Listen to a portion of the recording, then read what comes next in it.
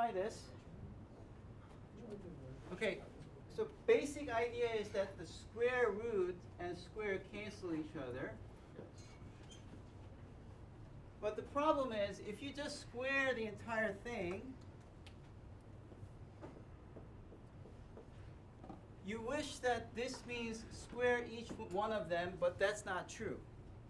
That's not true. What happens if you square a plus b? That's a squared plus b squared, but there's something extra here. What goes in there? What do you have as extra? Huh? AB. A plus what?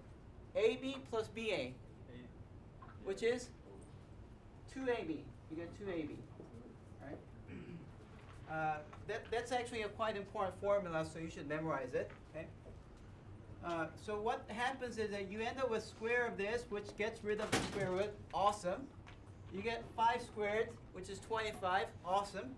But you end up with twice of AB, so this is multiplied to 5, and you still have a square root if you just square this. So it doesn't really help you that much. Okay, so you don't want to do it this way. Then what can you do? Well, Subtract the 5. instead of this, subtract 5, and you isolate the square root. You isolate the square root.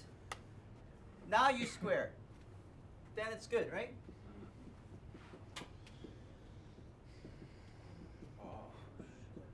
Because then square and square root cancels, and because you don't have any cross term to worry about, there is no more square roots. That's good. Okay. So you have 4x plus 1. This one, well, according to that formula, it's x squared and negative 5 squared plus twice of what? X times negative 5. Okay? A squared plus b squared twice of a times b. Get it? I'm looking at this as a as x, b as negative 5, and I'm applying this formula. Okay. Now, if that was too much for you, then you can, of course, just rewrite this as x minus 5 and times x minus 5, and you can FOIL this out. Okay. But eventually, you really want to be proficient on this because that saves time. Okay. All right. So either way, whatever method you use, whether you FOIL this out or you did it this way, you're going to end up with x squared minus 10x plus 25. Okay. Now what do we do? Move everything to one side, right? Subtract 4x, subtract 4x, subtract 1, subtract 1. So 0 equals to x squared. 10 minus 4 is negative 14.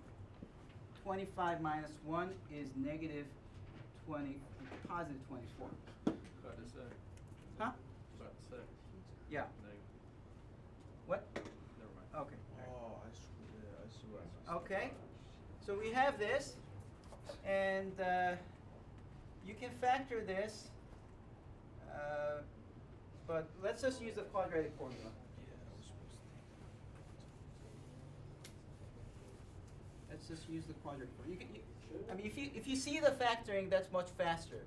But sometimes it's hard to see what it really is. Then it's probably just better to use the quadratic formula. Okay?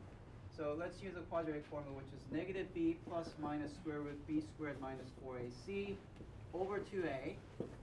And here, what's a value? X squared. A is 1, right? Oh. What's b value?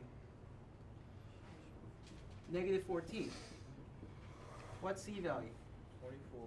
24. So we are going to use those values.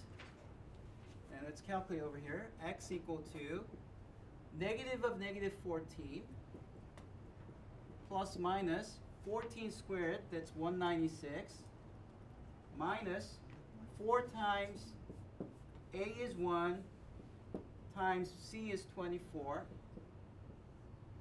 divided by twice of the first number, which is 1. That's negative 14. That's positive 14 plus minus square root. 196 minus 96, that's 100, divided by 2. What's square root of 100? 10. Okay, So you have 14 plus minus 10 over 2. If you add, that's 24 over 2. If you subtract, 14 minus 10 is 4 over 2. So that's 12 over 2. So those are the two answers. So I apologize for doing this rather quickly, but if you carefully did all these calculations by hand, you write down, you know how to multiply and subtract. Everyone knows, right? So if you did that, you end up with these two numbers. Just patience will do it. Okay? Eventually you're going to get there. Okay?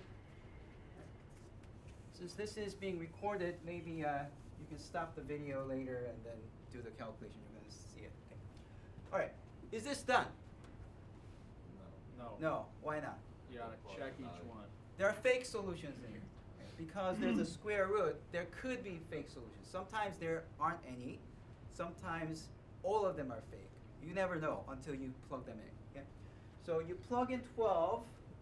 Let's see. If x is 12, let's see what we have. Square root of 4 times 12 plus 1. Is it true that this is same as 12 minus 5?